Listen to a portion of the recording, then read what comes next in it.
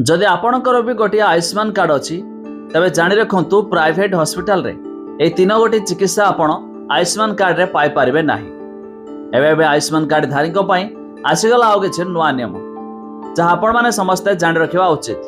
हेले ता पूर्वरु वीडियो गोटे लाइक कर देबे, सब्सक्राइब कर नथिले एबे सब्सक्राइब करे पाखर थिबा घंटी चिन्ह को दबाई दियंतु। देखंतु आयुष्मान भारत योजना अंतर्गत आयुष्मान कार्ड को नहीं बड़ खबर आसुछि। मिलुथिबा सूचना अनुसार आयुष्मान कार्ड माध्यम एवं किछि रोगर चिकित्सा घरोई हॉस्पिटल मानकरे मागणारे होई परिबो नाही। एथिलागी आपण को प्राइवेट हॉस्पिटल मानकु देय पैठ करबाकू पड़िबो। उल्लेखयोग्य जे आयुष्मान कार्ड रे लोकंकु सरकारी हॉस्पिटल समेत घरोई हॉस्पिटल रे मध्य मागणा चिकित्सा सेवा जोगाई दिया जाउछि। हेले एही योजना रे सरकार पक्षरु कार्डधारी को सरकारी हेउ बा घरोई हॉस्पिटल रे 5 लाख टका पर्यंत चिकित्सा और जांच व्यवस्था निःशुल्क कराइछि।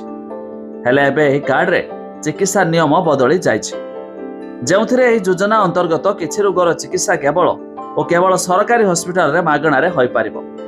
जदि एही सब रोगर चिकित्सा प्राइवेट हॉस्पिटल रे करा जाय तबे एथिपाई रोगी को देय पैठ करबाको पड़िबो। ए क्षेत्र रे कार्ड ग्रहणीय हेबो नाही।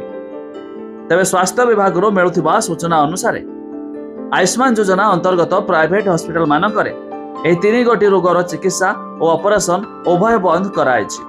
एथिरे मस्तिष्क प्रसूति डेलीवरी एवं ओभारी यूट्रस ऑपरेशन एबे आयुष्मान कार्ड रे प्राइवेट हॉस्पिटल रे होई परिबो नाही। एपरि चिकित्सा सुविधा केवल सरकारी हॉस्पिटल रे मागणा रे उपलब्ध हेबो। एणु आयुष्मान योजना अंतर्गत आयुष्मान कार्ड धारी को एही सब रोगर चिकित्सा सरकारी हॉस्पिटल रे कराइबाको पड़िबो।